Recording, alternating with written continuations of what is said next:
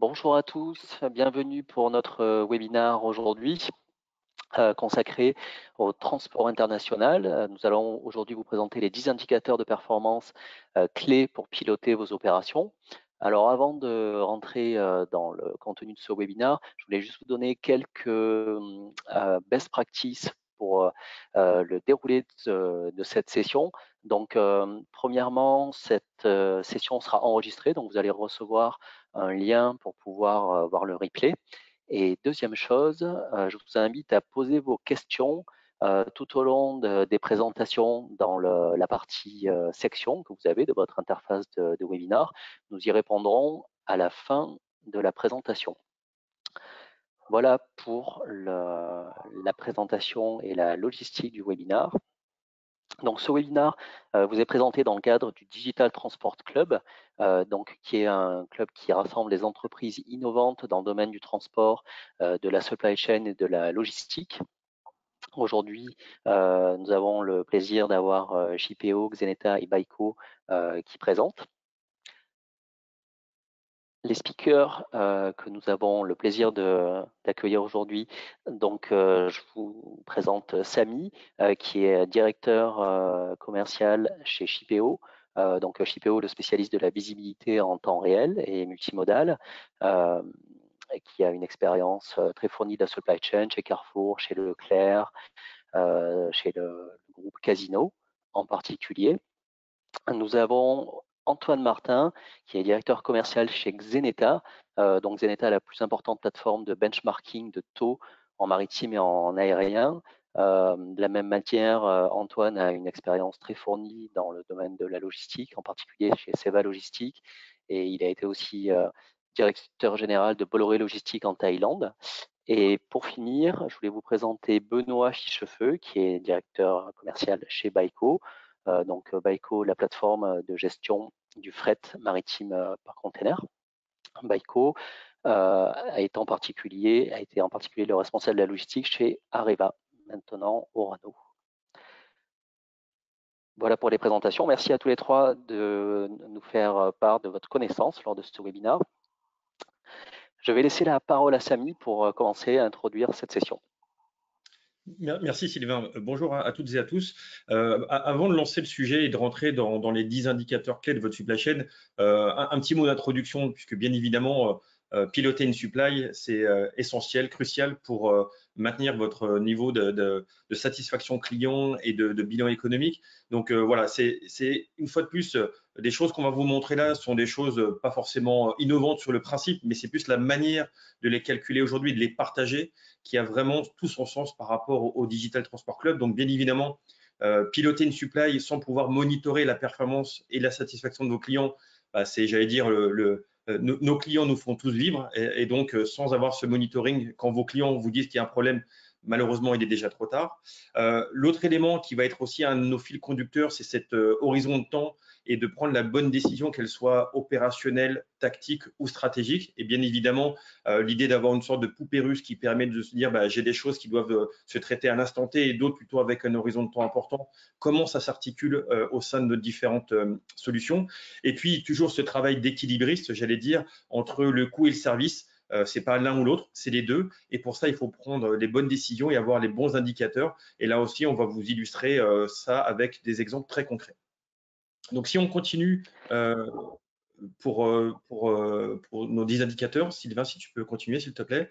On a pris l'angle de vous présenter ces 10 indicateurs à travers, pareil, un cercle vertueux, comme vous le voyez, avec finalement plutôt une présentation multidimensionnelle avec des temps différents, des temps qui sont le temps des opérations, le temps de l'immédiateté, de la réaction, de l'anticipation même, et c'est ce qu'on va voir par la suite.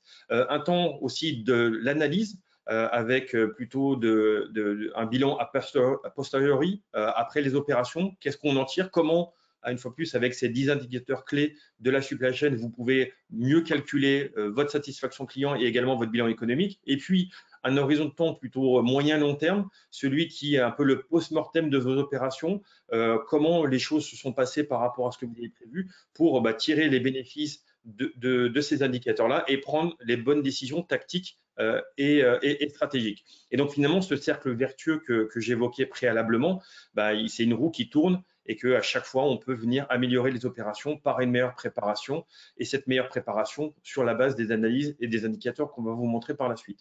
Donc voilà un peu le fil conducteur de notre présentation. Avant de rentrer dans ces 10 indicateurs clés, on vous propose également de réagir avec nous, et on vous pose une première question qui finalement, quelle catégorie d'indicateurs pensez-vous devoir améliorer au sein de vos entreprises? Donc vous pouvez répondre directement en ligne, et vous avez 4 solutions possibles. Des indicateurs opérationnels, les indicateurs financiers, les indicateurs de productivité de vos équipes ou les indicateurs de satisfaction des utilisateurs, que ce soit les indicateurs opérationnels ou administratifs dans vos équipes. Donc on vous laisse un temps assez court, mais c'est aussi pour vous faire réagir par rapport à finalement ce qui est important pour vous dans votre entreprise, par rapport à votre fonction, et aussi par rapport à l'activité de votre entreprise. Donc on va vous laisser une trentaine de secondes pour avoir un premier retour.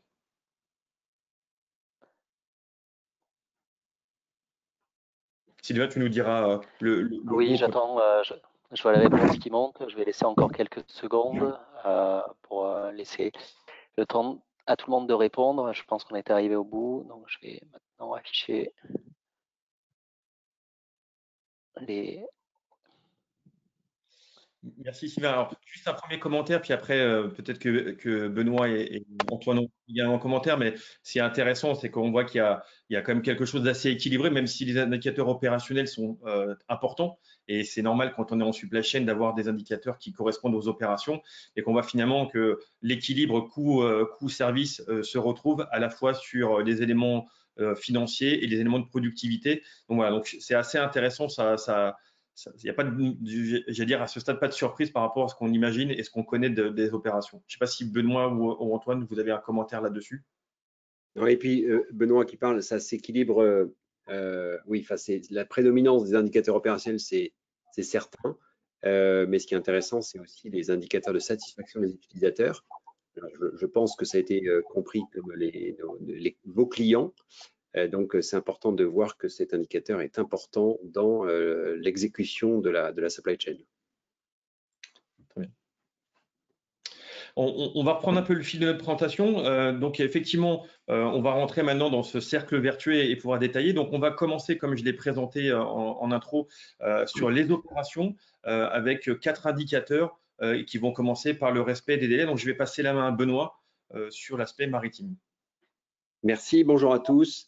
Donc, on va avoir une alternance d'indicateurs pendant cette présentation. En parlant d'indicateurs sur le maritime et sur le routier. Alors, juste, évidemment, vous êtes bien conscient de la différence d'horizon de temps, pas que dans le tactique et dans l'exécution, sur un horizon de temps de transport. Sur le maritime, voilà, on se situe sur des time frames qui sont assez longs, des transit time, là où le routier, c'est beaucoup plus court. Donc, en fait, en termes d'importance et d'alerte, on est sur des taux d'alerte et des taux de notification qui sont assez différents. Là où sur le maritime, un jour de retard, voilà, l'horizon de temps est plutôt sur la journée de retard, là où c'est plutôt en heures au niveau du transport. Et ce qui est important dans la partie respect des délais, il y a différents indicateurs qu'on va voir. C'est évidemment tout ce qui est travail en amont sur la préparation, donc la date de départ, sur la durée du transit, donc ce qui se passe pendant le transport, et ensuite évidemment un focus fort sur la date d'arrivée.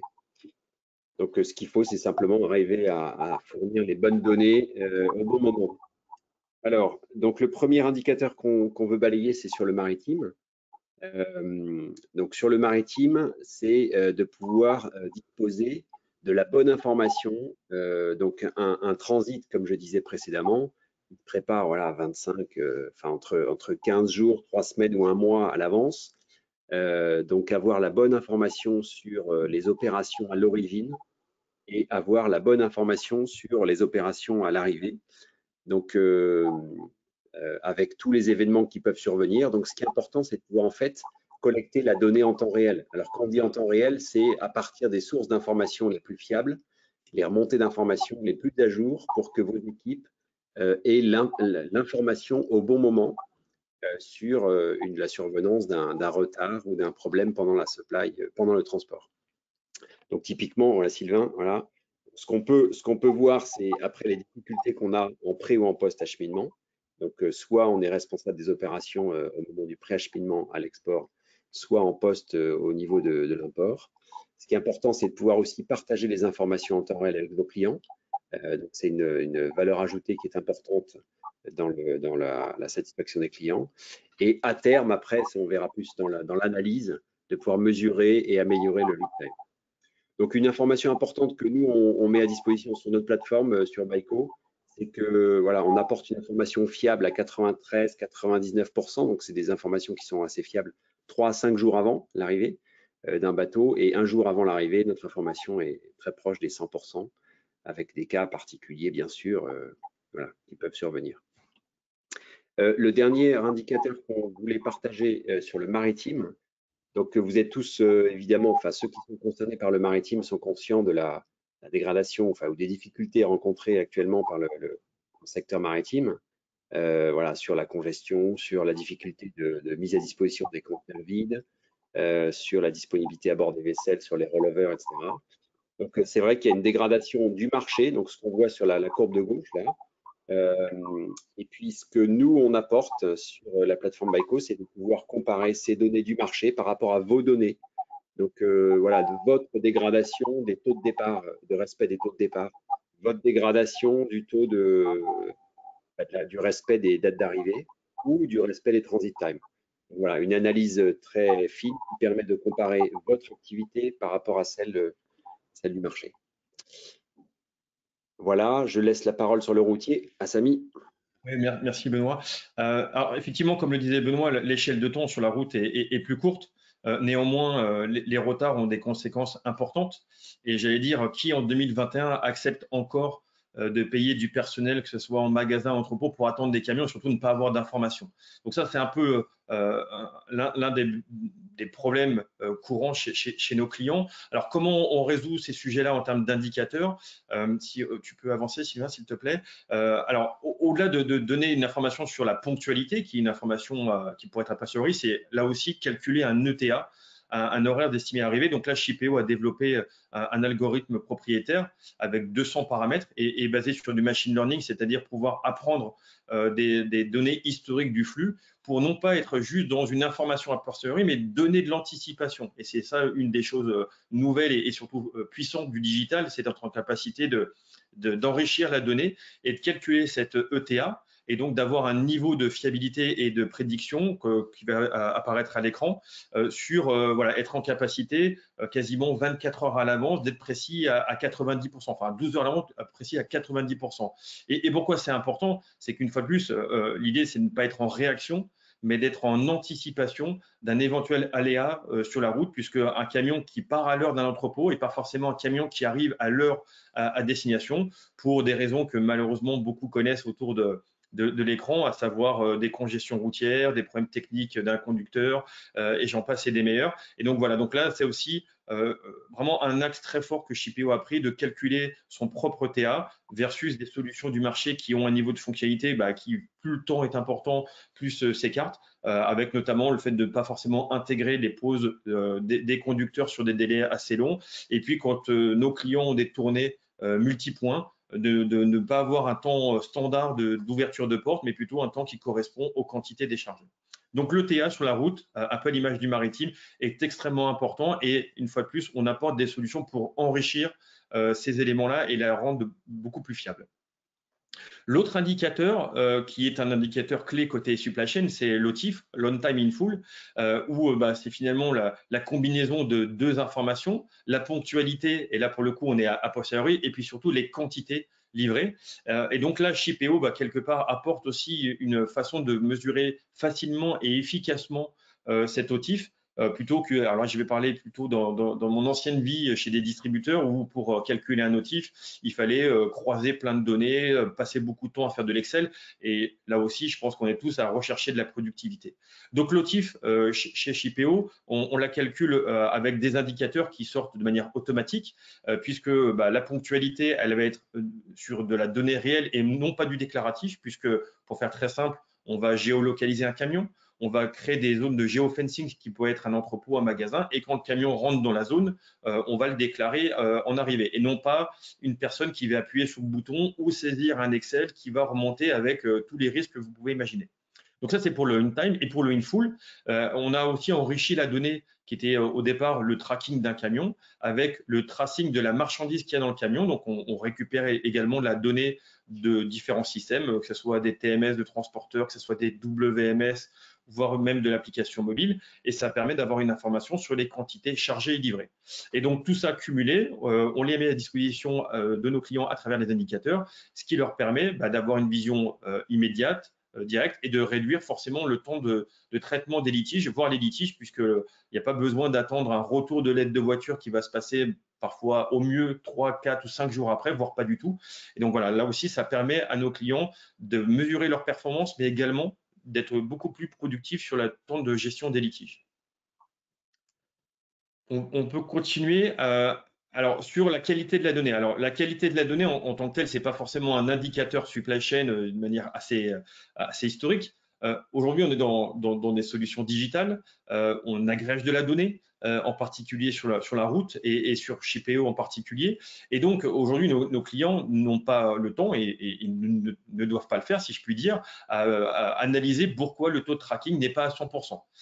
Et donc, là aussi, on a développé des indicateurs, j'allais dire des indicateurs de moyens qui vont permettre à un client de se dire j'ai acheté une solution de tracking qui s'appelle Shipeo, je n'ai pas 100% de taux de tracking, je suis à 80, je suis à 70, je suis à 90, tout va dépendre un peu de l'activité. J'ai besoin de comprendre très rapidement pourquoi j'ai pas 100% de taux de tracking. Et donc là aussi, pour aider nos clients et pour aider dans la gestion de ce projet-là, dans la conduite du changement, dans l'animation des sous-traitants, on a développé des KPI, alors on appelle ça Why, pourquoi en anglais, pourquoi j'ai pas 100% de taux de tracking. Et donc ça permet automatiquement d'aller détecter, donc c'est un peu sur le principe de l'intelligence artificielle, j'ai un mauvais appairage de camion, c'est-à-dire que la plaque d'immatriculation n'est pas la bonne, ou la plaque d'immatriculation de l'ordre de transport n'est pas la bonne, ou j'ai une coupure de flux. Tout ça pour dire qu'à un moment donné, on va aller à l'exception, pourquoi ça n'a pas marché, et pour permettre d'avoir une action corrective très efficace, très rapide. Et ça permet, avec cette analyse, de gagner, dans le meilleur des cas, entre 20 et 30% sur le taux de tracking. Donc, entre un projet qui n'est, entre guillemets, pas suivi, pas piloté, versus des choses où on a des indicateurs, une fois de plus, ça permet de cibler automatiquement là où on doit s'améliorer collectivement pour avoir le meilleur taux de tracking possible. Vas-y Sylvain. Voilà, donc je vais laisser la main à Benoît pour continuer sur la qualité des données. Sur les données du maritime, donc ce qui est difficile pour les chargeurs, alors là on est sur des flux tant export que import, donc en fait les préoccupations de chacune des équipes sont assez différentes sur la qualité de l'information reçue. Ce qui est important, c'est d'avoir une source d'information fiable, parce qu'aujourd'hui c'est complexe pour un chargeur de collecter cette information sur l'ensemble des indicateurs de la chaîne. Donc là, on parle d'une qualité d'information qu'on reçoit sur un flux d'un conteneur qui part de son port d'origine vide et qui retourne à son port de destination vide. Donc, et tout au long de cette chaîne, il y a entre une cinquantaine et une centaine d'indicateurs de tracking donc, qui permettent de savoir l'avancement des opérations et ce que pour les différentes personnes impliquées dans le transport. Donc, tant à l'origine, comme je disais, pour les transporteurs que pour les shippers à origine ou destination. Donc, ce qui est important, c'est, alors évidemment, cette information en temps réel est un élément, mais on en parlait dans la première partie. Là, c'est la qualité de la donnée. Donc, savoir si je dispose de la donnée, si cette donnée, elle est fiable et si cette donnée, elle est transmise au bon moment. Donc, ça, c'est important pour avoir une supply chain qui soit réactive et efficace, et notamment dans la mesure à terme, de savoir, pour une discussion saine avec les compagnies maritimes, par exemple, l'indicateur de pick-up du conteneur vide à l'origine, je l'ai que dans 76% des cas. Et notamment avec cette compagnie maritime, vous êtes moins bon que l'autre compagnie maritime. Cet indicateur, je l'ai peu. Ou le retour du conteneur vide au port de destination, notamment pour le calcul des detention and demurrage, qui sont des éléments qui doivent préoccuper une large partie d'entre vous. Donc, avoir cette information et l'avoir au bon moment, c'est un élément qui est important dans la construction d'une relation fiable avec les compagnies maritimes, notamment en remontant ces informations dans les discussions au moment des tenders sur la qualité de l'information reçue de leur part sur le flux complet du conteneur. Donc ça, c'est une information qu'on agrège et qu'on apporte aux shippers qui permet d'améliorer évidemment la phase d'échange avec les compagnies maritimes, le flux lui-même, et puis évidemment les tenders et les négociations avec les compagnies maritimes. Donc, pardon. Oui, avant de continuer sur le prochain indicateur, je voudrais juste faire un rappel aux personnes qui nous écoutent que vous pouvez poser vos questions dans l'onglet questions qui est dédié à ça et on répondra à vos questions à la fin de cette présentation. Voilà, donc Samy, tu peux parler de la productivité? Oui, tout à fait. Merci Benoît. Donc, on a parlé de TA, de TD, on a parlé de qualité de la donnée. Alors, on a pris un exemple de productivité des opérateurs sur entrepôt. Shippeo n'est pas un WMS. Néanmoins, on pourrait parler toute la journée de la productivité des opérateurs en entrepôt, mais on voulait mettre en perspective, c'était effectivement le plan de charge. On a pris l'angle du slot booking parce que bon nombre d'entrepôts ont des problématiques de lissage d'activité avec des rendez-vous qui ne sont pas utilisés, des créneaux qui ne sont pas utilisés, à contrario, des journées un peu saturées pour plein de raisons. Soit le rendez-vous est pris par un service tiers qui peut être l'approvisionnement, soit des plages horaires trop larges, soit pas de rendez-vous du tout. Et in fine, ça génère justement des problématiques de lissage de l'activité. Je crois que chaque logisticien rêverait d'un monde lisse et sans à-coups. Ce n'est pas possible, bien évidemment, mais en tout cas, il faut trouver des moyens pour permettre de mieux le piloter. Et donc, Shippeo a fait une nouvelle étape dans les solutions pour ses clients, qui était, comme vous l'avez compris, la visibilité de transport en temps réel, à améliorer la visibilité au sein d'un entrepôt. Donc, on a mis en place une solution de slot booking qui permet très facilement de paramétrer les créneaux de manière très dynamique, avec alors un peu en miroir du WMS, mais surtout en fonction des aléas des volumes, des aléas de la circulation, pour pouvoir modifier rapidement, avec des règles de gestion aussi très simples, des créneaux fixes pour les transporteurs réguliers, les groupeurs, notamment en produits frais, ou des créneaux dits publics pour justement le tout venant. Et puis surtout, une capacité, une fois plus, de pouvoir mesurer a posteriori si les créneaux ont bien été utilisés, si la ponctualité a été au rendez-vous, s'il y a eu des litiges. Et très prochainement, nous croiserons le TA d'un camion avec le slot booking. Concrètement, qu'est-ce que ça veut dire? Ça veut dire qu'un industriel ou un transporteur aura pris rendez-vous sur le slot booking, sur l'outil de slot booking, donc rendez-vous confirmé à 7 h du matin, par exemple. Le camion est traqué via Shippeo. On sait que le camion va arriver non pas à 7 h, mais plutôt à 5 h 30. Et ça va permettre à l'entrepôt de voir que le camion de 5 h 30, de 7 h est arrivé à 5 h 30. Peut-être que le camion de 5 h 30 ou de 6 h est en retard. Et donc, ça va permettre de faire une réallocation dynamique des créneaux pour justement fluidifier toutes ces opérations et d'en tirer bénéfice finalement pour tout le monde. D'abord, j'allais dire le client in fine, parce que ça va garantir son notif et donc le taux de service, l'entrepôt parce qu'il va permettre de lisser la charge, et puis le transporteur qui va permettre d'avoir un temps de vidage beaucoup plus rapide et donc de pouvoir réutiliser son camion, mais on en reparlera un petit peu par la suite sur l'aspect coût économique. Donc voilà, donc ça c'est un exemple dans les opérations de productivité sur les entrepôts grâce au slot booking. Et donc, vous voyez à l'écran 20 à 30% d'augmentation de la productivité pour les clients qui utilisent notre solution. C'est assez simple, hein. Dans mon expérience passée, chez certains distributeurs, j'avais quasiment 20% de no-show, donc de camions qui ne se présentaient pas ou des camions qui se présentaient très en retard. Et donc, vous payez des gens soit rien faire, soit des heures sup. Donc, c'est double peine, j'allais dire, par rapport à ces éléments. Donc voilà, donc ça c'était la partie plutôt opérationnelle. Une fois plus, on a fait le choix de rester sur 4 indicateurs principaux. On vous propose de basculer sur cette deuxième phase, qui est plutôt la phase d'analyse, celle qui va permettre de calculer la qualité de service et le bilan économique. Donc voilà, on a pris là également quelques angles d'attaque, et je reviens sur le sujet de la productivité, et pour le coup, la productivité des services administration des ventes / service client ou transport, parce que malheureusement, l'absence de visibilité, et qu'elle soit sur la route ou sur le maritime, génère des appels de clients de dire « je n'ai pas reçu ma marchandise, je n'ai pas reçu mon camion ». Et donc, c'est énormément d'appels entrants. et si je ferais le schéma très classique, j'appelle le service client, qui lui-même va appeler le service transport, qui lui-même va appeler son transporteur, qui potentiellement va même appeler son affrété. Et donc, vous avez déjà 4 niveaux d'appel qui vont prendre du temps, l'information ne remonte pas, etc., etc. Et donc, finalement, c'est là un peu la limite des systèmes traditionnels, de ne pas interconnecter les différents acteurs. Et donc, notamment nos clients qui utilisent Shipeo, si tu peux juste avancer, Sylvain, aujourd'hui, grâce à j'allais dire, la collaboration entre les différents acteurs de la chaîne, la connexion qu'on fait entre un chargeur, un ou deux niveaux de transporteur, un destinataire, tous ces appels disparaissent quelque part, puisqu'on met à disposition différents outils, soit un portail client, soit l'envoi de notifications par SMS, soit par email.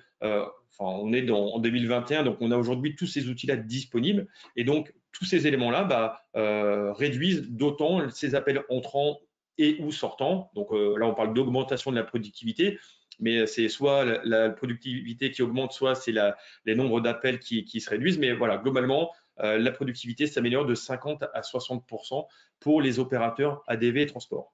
Et un dernier élément qui est aussi un élément plutôt, j'allais dire, de contexte, au-delà de ces solutions digitales qui améliorent le quotidien des équipes, il y a aussi le fait que beaucoup d'entreprises traditionnellement B2B font de plus en plus de B2B2C, la marketplace. Et aujourd'hui, elles sont dans l'obligation ou de trouver des solutions pour répondre à des exigences très fortes des e-commerçants. Je ne vais pas citer de nom, mais je pense que tout le monde a à peu près en tête une société mondiale, mais qui demande à ce que les fournisseurs qui utilisent la marketplace de leur plateforme puissent répondre en moins de X minutes, X heures à des demandes de clients qui n'ont pas reçu la marchandise. Et une fois de plus, les organisations entre guillemets traditionnelles ou sans informations en temps réel sur le taux de transport sont à la peine et elles ont besoin de chercher des solutions. En tout cas, nous, c'est des choses qu'on voit énormément évoluer ces derniers temps. Donc voilà, donc ça c'était l'aspect productivité.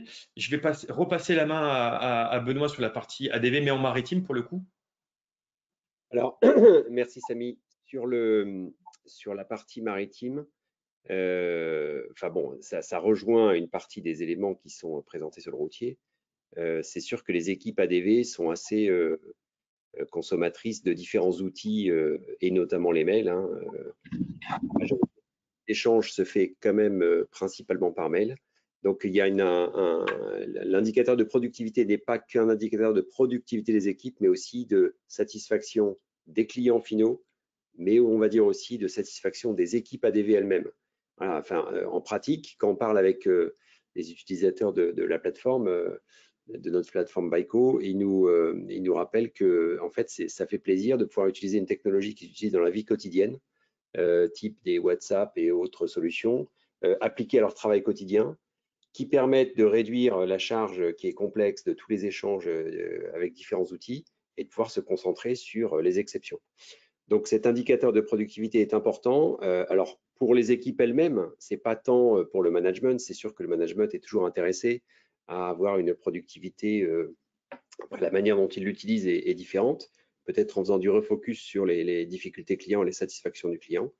Mais voilà, nous, on est concentré sur le maritime, sur l'exécution opérationnelle, c'est-à-dire échanger avec les compagnies maritimes et avec les freight forwarders sur tous les échanges de préparation jusqu'à l'exécution des transports. Donc, par une simplification des outils, par passer par une plateforme unique plutôt que d'avoir 5 plateformes de 5 forwarders ou de transitaires, et de pouvoir inviter vos clients sur la même plateforme, voilà, ça facilite complètement les opérations. Voilà, donc la productivité est estimée entre 30 et 50%, ça varie en fonction de vos organisations, et surtout de pouvoir redonner une satisfaction à vos clients et à vos équipes ADV. Satisfaction client, voilà. Merci Benoît, effectivement c'est la très bonne transition et ça je pense que c'est vraiment quelque chose de standard aujourd'hui sur les entreprises, c'est de mesurer la satisfaction des clients. Alors on parle de NPS, donc de Net Promoter Score, donc pour celles et ceux qui ne connaissent pas, hein, c'est la notation du client d'une échelle de 0 à 10, et on va dire que de 8 à 10, le client devient un promoteur de la solution, de 0 à 6, ça devient un détracteur, et entre au milieu, c'est plutôt du passif. Donc, c'est très important de pouvoir aussi mesurer la satisfaction du client parce qu'un client qui est heureux, c'est un client qui est fidèle, c'est un client qui va recommander. Donc, un des bénéfices indirects qu'on mesure chez nos clients de Shippeo, c'est aussi une augmentation du chiffre d'affaires. C'est-à-dire, bah, ces clients-là, une fois de plus, sont contents et reviennent. Alors, il n'y a pas que la ponctualité, mais comme le disait Benoît juste au préalable, aujourd'hui, on est dans un monde d'interconnexion. On commande je fais un peu de pub, hein, ces capsules Nespresso, on commande un Uber, on commande à manger à livrer, on sait où est la marchandise, on sait où livrer. Et quand on est dans nos enjeux business, malheureusement, très peu d'informations. Donc, une fois de plus, l'information est devenue un standard. C'est plus un nice to have, c'est un must to have. Les entreprises et les clients l'attendent et ne comprennent pas qu'en 2021, une fois de plus, on ne soit pas en capacité de dire où est mon conteneur, où est mon bateau, où est mon camion. Et donc, on apporte ces solutions-là. On apporte des solutions, pas que techniques, vous l'avez compris, mais aussi des solutions business et de qualité. Et donc, voilà, le NPS, c'est des choses qu'on aime bien aussi interroger nos clients sur quel est le NPS avant et comment il évolue après sur des items très précis. Et on a des clients également dans le retail qui ont dans le détail du NPS, donc c'est plutôt une notation interne de magasins vers les entrepôts, qui ont aussi les différentes sous-notations du NPS. Et on voit que l'information proactive du retard fait partie des standards. Voilà, donc ça, c'est des choses qui sont très importantes. Et en particulier dans le retail, on peut se dire, bah, c'est poche droite, poche gauche. Non, c'est des franchisés qu'il faut garder. Et c'est des franchisés qui sont des clients très exigeants, voire plus que d'autres. Et donc, une fois de plus, ça aide à mesurer cette performance. Donc voilà, donc là, on était sur cette partie qualité. Et puis, je vais passer la main à Antoine pour parler de coûts de transport. Merci Samy, merci beaucoup. Oui, les coûts de transport, bah, c'est évidemment un indicateur très important à suivre. Bah, tout le monde le connaît bien. Alors moi, je vais me focaliser sur la partie maritime, hein, parce qu'avec Xeneta, vous pouvez suivre les tendances marché. Alors, les tendances marché, c'est quoi? Puisque là, on voit clairement une tendance depuis une petite année, vous le voyez là, avec une augmentation des tarifs spot de 392%. C'est clairement du jamais vu. Vous l'avez tous subi, voilà, si vous importez de la Chine, voilà, donc des manques d'espace, des manques de conteneurs, et donc des tarifs qui s'envolent. Donc je pense qu'il est primordial d'être capable de suivre les tendances du marché pour connaître cette hausse, être capable d'opter et de se dire est-ce que je vais plutôt sur un tarif court terme, spot ou long terme, ou est-ce que j'ai pas le choix, on me pousse sur le spot parce que la disponibilité n'est plus là, et donc mais à combien se trouve le spot? Il faut savoir aussi que depuis 2 mois, le spot a baissé de 11%. Voilà, donc c'est monté depuis un an, mais depuis 2 mois, on voit une baisse de 11%. On était à $8 200, on est tombé à $7 300. Donc ça va aussi vous aider à appréhender le bon moment pour lancer son appel d'offres, ce qui est important pour benchmarker ces transporteurs. Ça, on le verra un petit peu plus tard. À quel moment et à quelle fréquence il est intéressant pour moi de faire des révisions? Est-ce que je vais faire des révisions tous les 3 mois, tous les 6 mois? Est-ce que je signe un contrat d'1 an et avec des révisions de 3 mois avec une BAF, ou est-ce que je fais des révisions? Voilà. Et aussi, bien sûr, comprendre les coûts de fonctionnement des fournisseurs pour savoir bien où se positionner et quel contrat je dois faire avec eux. Tout ça, vous pouvez le voir grâce à Xeneta, parce que nous apportons la visibilité sur les tendances de marché, et donc capable de voir instantanément les index. Voilà pour le coût. Alors, le coût de transport pur, hein, là on parlait des coûts de transport pur, mais Benoît va vous parler aussi également des données. Oui, merci Antoine. En fait, ce qu'apporte Xeneta, qui est cette donnée marché, qui vous permet en amont notamment de vous positionner, nous après on analyse le réel en fait. Donc on analyse la réelle consommation des opérations de transport rapportées au coût unitaire évidemment. Donc la mesure de ces coûts, elle est importante. Bon, évidemment, on sait tous combien c'est important de pouvoir mesurer ça, mais ce qui est important, c'est de pouvoir le mesurer rapidement, de pouvoir différencier les coûts all-in des extra costs, voilà, de manière à pouvoir après discuter avec les opérateurs sur le respect des coûts d'origine et sur le suivi des extra costs, bien sûr. Donc, c'est sûr que ce qu'on constate, c'est compliqué de collecter une information en temps réel sur la réalité des opérations mondiales sur les flux de transport maritime. Donc, arriver à remonter l'indicateur par port d'origine, par compagnie, quel volume a été réalisé, a transité de manière consolidée, tant pour votre information mensuelle ou annuelle que pour la préparation des tenders. C'est une information qui est hautement nécessaire. Et puis après, évidemment, pour améliorer vos discussions avec les compagnies maritimes. Donc, sur les coûts de transport, il nous reste la partie routière, Samy. Oui, alors là pour le coup c'est un angle un peu différent parce qu'on n'est pas, Shipeo n'intègre pas de coûts de transport ou de benchmark pas de coûts, on va être plutôt dans l'exécution, c'est-à-dire que un camion, si on devait le comparer à une machine-outil, plus elle tourne dans la journée, plus on vient écraser les coûts de revient. Et donc ce qu'on apporte en termes de visibilité, puisqu'on va traquer le camion et on va pouvoir voir quels sont les temps improductifs, c'est-à-dire le temps d'attente. Et malheureusement, même si les choses se sont beaucoup améliorées, je vais reprendre mon ancienne cassette de la grande distribution, il reste encore des temps d'attente importants, des temps moyens de chargement et de déchargement qui sont potentiellement aussi trop longs ou trop importants, et aussi parfois l'absence de mesure ou d'animation du sujet fait que potentiellement un camion peut passer quasiment 2 à 3 heures entre son attente, sa mise à quai, son déchargement, son départ, alors qu'avec une meilleure information, une meilleure animation du sujet, ça pourrait être tout ça. Et donc, in fine, en analysant les données en temps réel, en analysant une fois de plus les temps d'attente, les temps de chargement et de déchargement, en collaborant mieux avec les transporteurs et les entrepôts, directement, vous pouvez bénéficier de réduction des coûts de transport, soit à travers des éléments de renégociation, soit à travers une meilleure optimisation du plan de transport, parce qu'un transporteur a tout intérêt à faire tourner ses camions plutôt que à se battre avec son client sur des temps d'attente qui sont à la fin voilà, toujours un peu compliqués. Et puis un deuxième élément aussi que l'on mesure quelque part, c'est j'allais dire le coût du transport urgent ou le coût d'exception. Et là, on sait qu'un camion qui ne se présente pas au chargement, sur lequel on doit affréter très vite un autre camion, c'est toujours très cher, beaucoup plus cher, bien évidemment. Et donc, en ayant cette information très tôt, alors pour prendre un exemple que j'ai vécu dans mon ancien métier avec Shipeo, avoir une alerte 1 heure avant l'heure de chargement, le camion n'est pas à destination de son site de chargement ou ne s'est pas présenté ou ne s'est pas appairé, vous savez que vous pouvez trouver un autre camion, alors déjà avec un peu plus de visibilité, même si c'est 1 heure avant le chargement, versus le schéma classique où vous avez l'information en tant que chargeur parfois à J+1 le lendemain, le temps que les batchs se mettent à jour de WMS, de non-chargement, etc.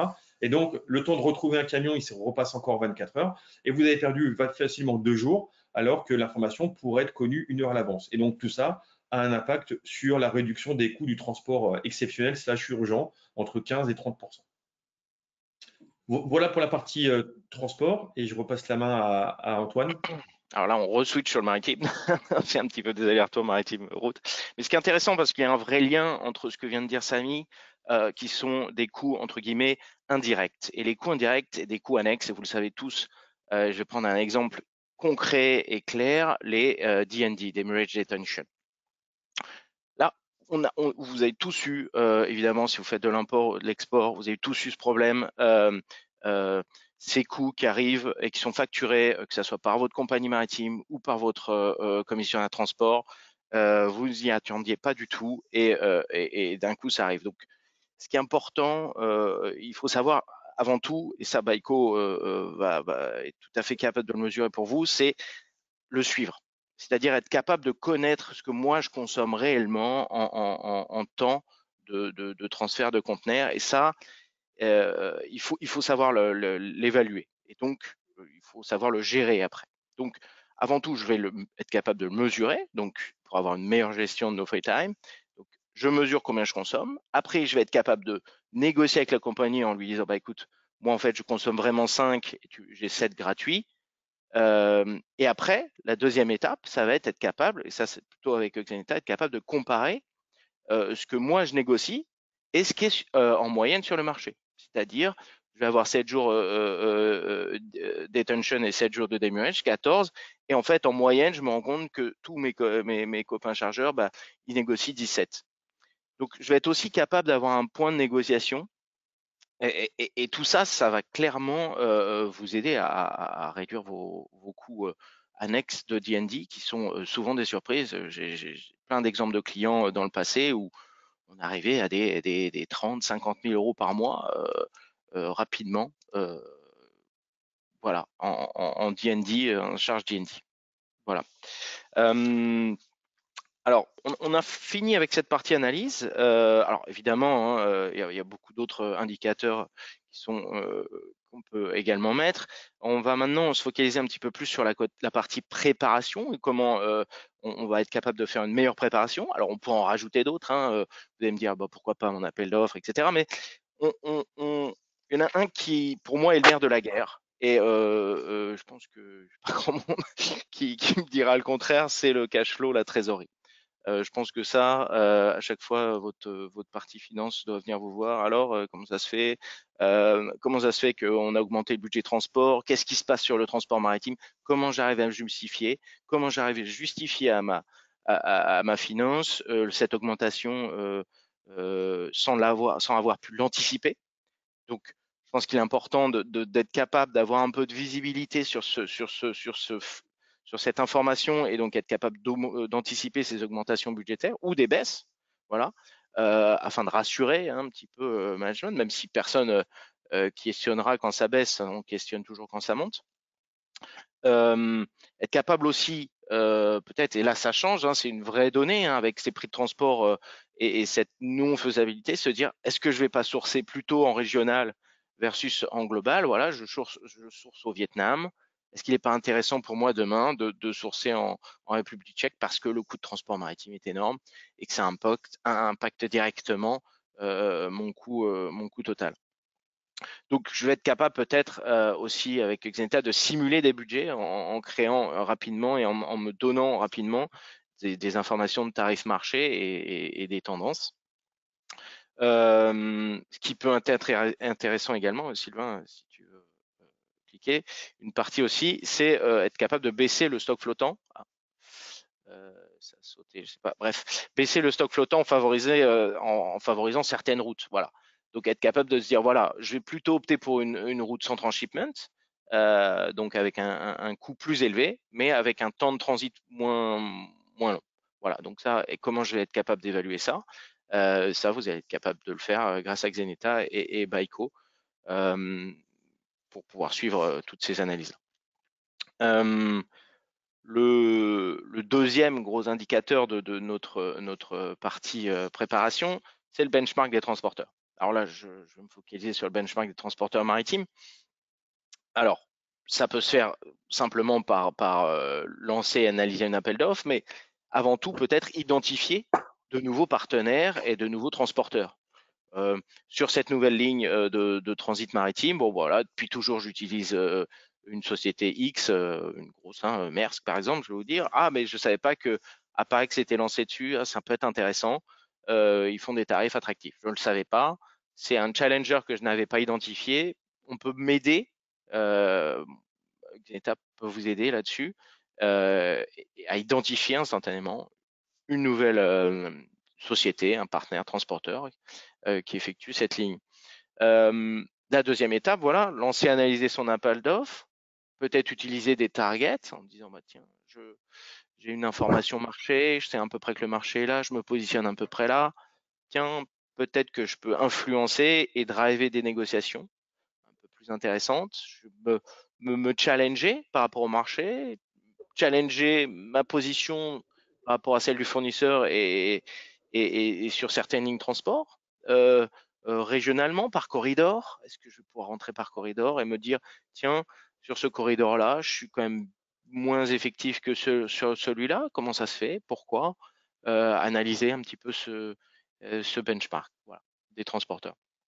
Je passe la main donc à Baiko Benoît qui va plus nous en dire sur la qualité de la donnée.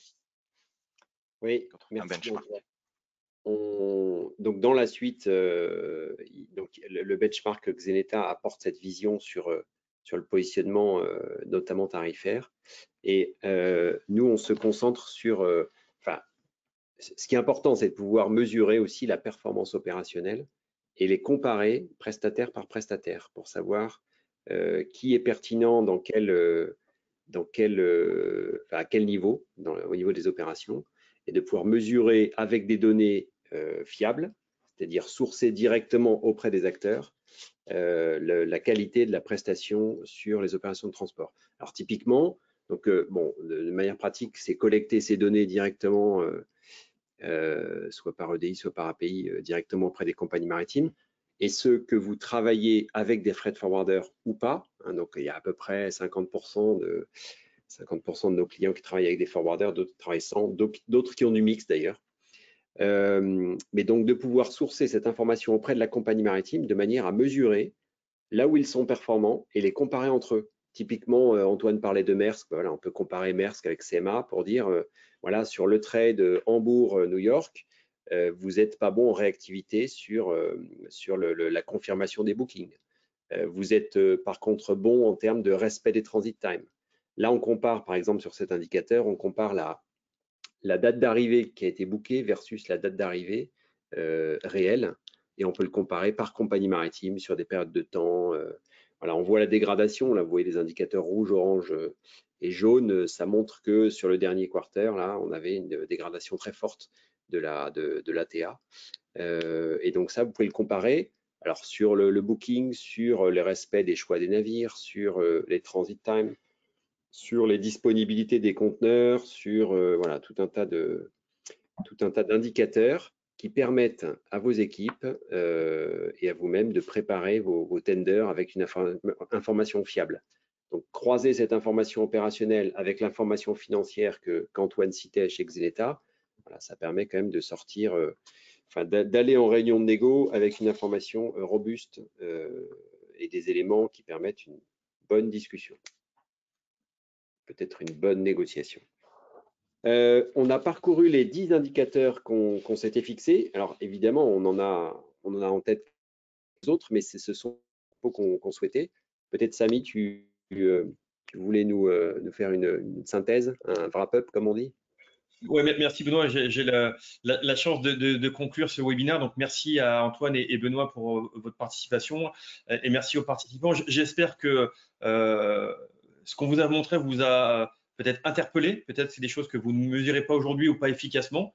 Donc c'était aussi ce qu'on cherchait un petit peu à vous montrer, la puissance des solutions digitales et la capacité d'aller finalement avoir une vision plus complète, plus globale et plus collaborative. On pourrait se dire finalement pourquoi ça n'a pas été fait avant. L'évolution technologique fait qu'aujourd'hui finalement on peut plus facilement interconnecter. On est dans un monde de SaaS, d'API, de web services. On sait tirer le meilleur de chacune des solutions. Shipeo pour la visibilité en temps réel, Xeneta sur la partie benchmark des transports maritimes, Baiko sur le suivi des opérations maritimes. Et donc, il n'y a pas d'une solution qui s'oppose aux autres. On est vraiment dans des choses très complémentaires et c'est la raison pour laquelle on a voulu en parler tous les trois aujourd'hui avec vous. Mais si je devais conclure un petit peu, finalement, c'est des choses qui sont assez simples à comprendre, c'est qu'on améliore que ce qu'on mesure.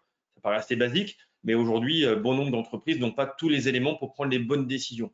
Et comme je le disais un petit peu en introduction, les indicateurs, les bons indicateurs sont ceux qui sont capables d'avoir un horizon de temps adapté parce que l'opérationnel, lui, a besoin de choses en immédiat et le décisionnaire, on parlait de préparation d'appel d'offres, on parlait de tender, ça, c'est des horizons de temps qui sont plus importants. Également, le fait vous l'avez compris, on agrège énormément de données de différentes compagnies maritimes, différents transporteurs, différents clients. Et l'important, c'est de se concentrer sur l'exception. Là aussi, pour un petit clin d'œil sur mon vécu, je recevais plus de 50 rapports standards dans une autre vie, de chacune de 1000 à 2000 lignes. Je ne les regardais plus. Voilà. Et à la fin, je passais à côté de certains éléments. Mais en même temps, je n'avais aucun moyen de me dire, je veux pointer du doigt là où je dois améliorer mes indicateurs. Et inversement, de tomber dans la moyennite aiguë, de dire, j'ai 90% de ponctualité, ça va bien. Sauf que les 10%, c'est peut-être la commande qu'il ne faut pas rater, le magasin ou le client qu'il ne faut pas louper. Et donc, tout ça vous fait passer à côté de choses importantes. Et puis, là aussi, ça rejoint un petit peu le sujet de tout à l'heure, quand je parlais de désilotage de l'information par la technologie, c'est aussi désiloter l'information et d'avoir une meilleure collaboration. La collaboration, ça ne s'oppose pas avec la négociation. C'est dire qu'à un moment donné, on sait objectiver des données et qui ne sont pas juste du déclaratif de quelqu'un à un poste de garde ou d'un opérateur sur un port qui a rempli un fichier Excel. Non, on est sur de la donnée aujourd'hui réelle, objective, qui permet j'allais dire, de discuter ou de négocier sur des bases communes. Et ça, je pense que c'est important. Et bien évidemment, tout ça, c'est la force de la digitalisation, la vision complète, le fait que ce soit instantané, partagé et rendre les choses beaucoup plus efficaces. Parce que j'allais dire un peu simplement, digitaliser, c'est faire plus avec moins. Et je pense que l'année 2020 et 2021, malheureusement, nous obligent aujourd'hui à trouver des nouveaux leviers de productivité. Et on est là aussi pour vous éclairer et ne pas apporter qu'une solution technologique, une solution qui va vous aider à améliorer les bénéfices de votre entreprise et avoir le meilleur ROI possible sur la mise en place de nos solutions. Voilà, j'ai terminé pour ma partie. On a un petit peu débordé de 5 minutes, mais on va avoir 10 minutes de questions-réponses. Sylvain, je te repasse la main, voir s'il y a des questions sur le chat. Oui, merci à tous les trois pour toutes ces informations extrêmement intéressantes. Et on a pas mal de questions qui se posent suite aux indicateurs que vous avez présentés et aux informations que vous avez partagées avec nous. Donc, j'invite à tous les participants à ce webinaire à continuer à poser vos questions sur la partie questions qui est dédiée. Donc, il y a quelques questions qui sont focusées sur la capacité à trouver des benchmarks internationaux ou des références internationales qui seraient disponibles pour pouvoir évaluer donc une performance mondiale sur les différents indicateurs qui ont été présentés ou sur certains de ces indicateurs. Vous pouvez nous donner votre expérience dans ce domaine? Je ne sais pas si Antoine, tu parles de ton benchmark. Alors oui, alors si on parle benchmark tarif, là, je ne suis pas certain que ça soit la question si c'est pas le benchmark des indicateurs, c'est-à-dire que cet indicateur-là devrait plus être à 98%, celui-là à 99%. Est-ce que c'est ça la question, Sylvain? Oui, c'est la question. Oui. Ok. Alors ça, c'est un peu ouvert pour nous tous, je pense. Alors Moi, sur les tarifs, c'est entre guillemets facile. Voilà, je vais prendre juste la main 3 minutes, enfin 1 minute sur la partie Xeneta, voilà, où nous on apporte l'index parce qu'on récupère l'information auprès de tous les chargeurs et on agrège cette information. Donc on va apporter l'information de l'index financier. Voilà, donc nous c'est juste pour la partie financière et budget benchmark. Voilà. Vas-y, je vais monter un peu sur l'indicateur maritime.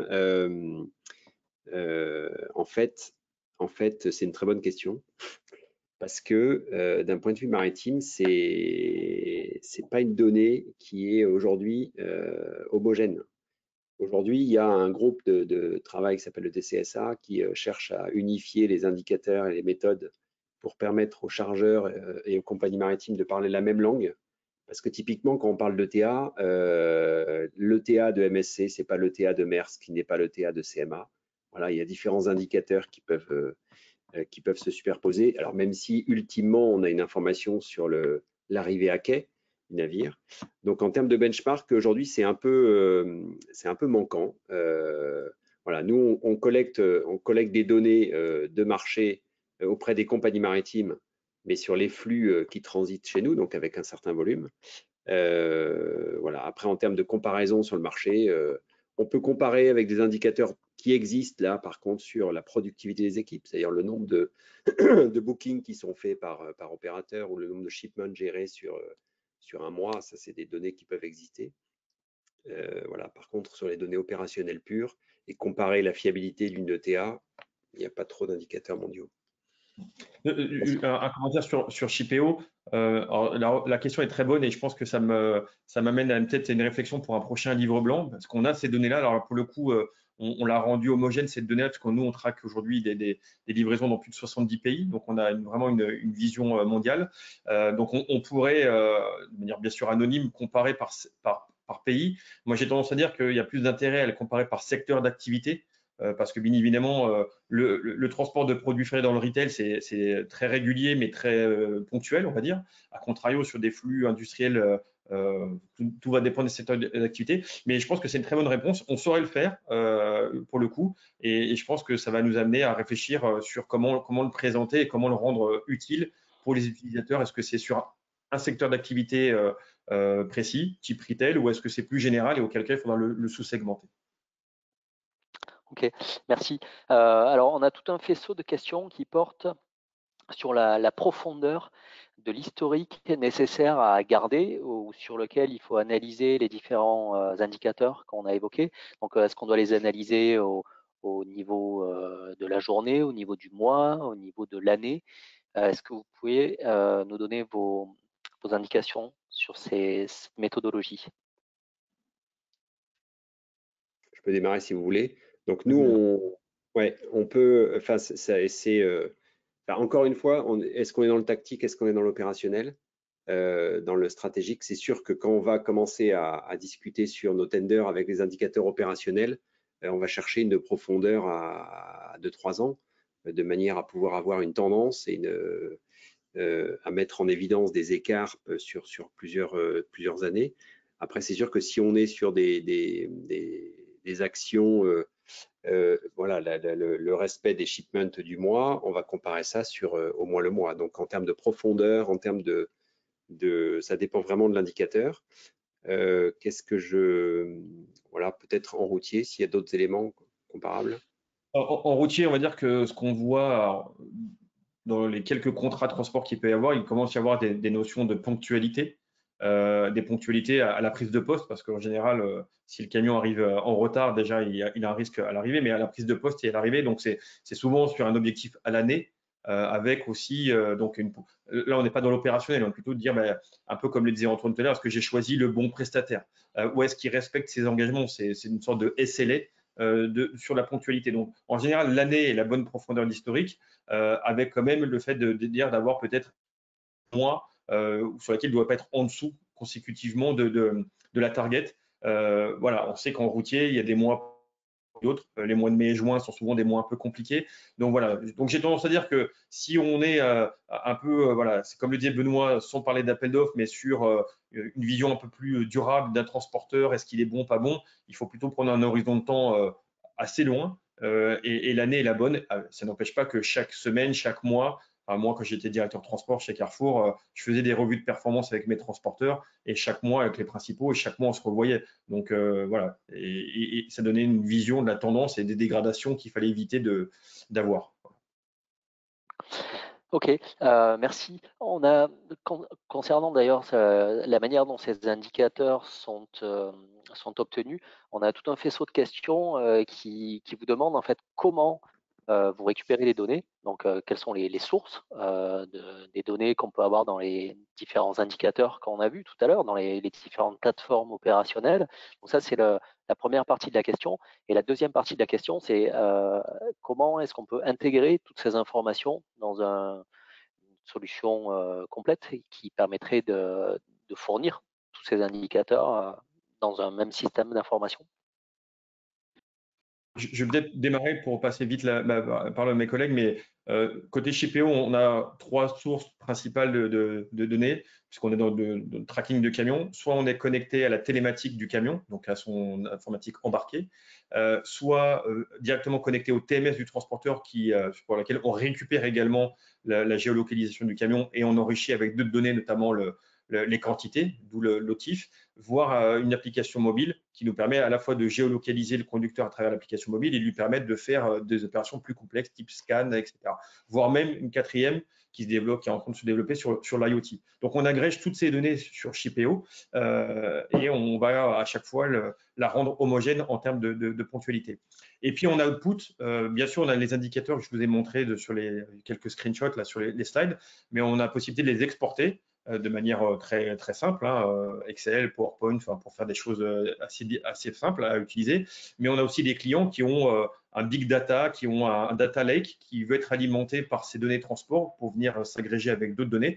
Donc, on a aussi des passerelles possibles pour venir alimenter des BI de certains de nos clients. Donc, on a ces différentes options en termes d'extraction de la donnée. Est-ce que… Oui, vas-y, Benoît. Ouais, je vais suivre sur Baiko. Donc, dans le maritime, en fait, les données, elles proviennent de différents opérateurs qui sont, alors, principalement les compagnies maritimes, bien sûr, mais qui elle-même collecte et échange des informations avec les port community systems, avec les opérateurs divers et variés des structures portuaires. Donc nous, on vient collecter les données auprès des compagnies maritimes directement, par ED ou par API, et auprès de prestataires externes, autres qui apportent une information croisée, qui permet d'avoir une information fiable au long du transport, tout au long du transport.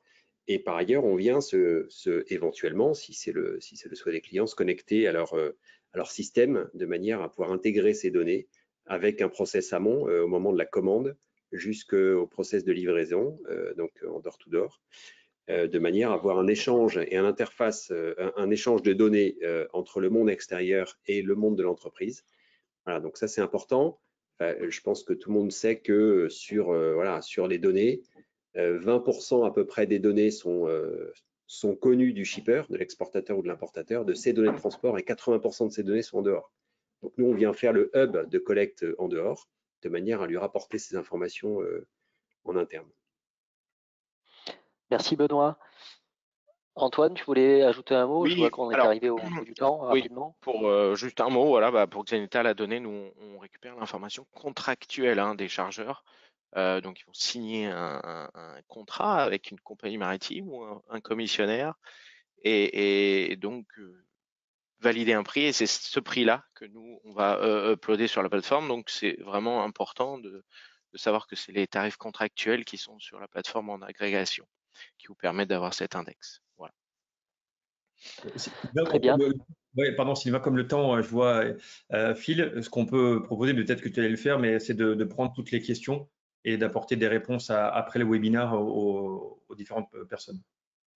Exactement, il y a pas mal de questions qui ont été posées auxquelles on n'a pas eu le temps de répondre, donc on le fera par email directement. Merci à tous les trois d'avoir proposé cette présentation et d'avoir répondu aux questions. Merci à toutes les personnes qui nous ont écoutés aujourd'hui. L'enregistrement de ce webinaire sera disponible sur le site du Digital Transport Club et vous allez recevoir un email avec un lien pour pouvoir le revoir, en espérant que les informations qui ont été partagées avec vous aujourd'hui vous seront utiles et qu'elles ont été intéressantes. Merci encore à tous les trois, merci à tous et à bientôt pour un prochain webinaire avec le Digital Transport Club. Merci beaucoup. Merci à tous. Au revoir. Au revoir.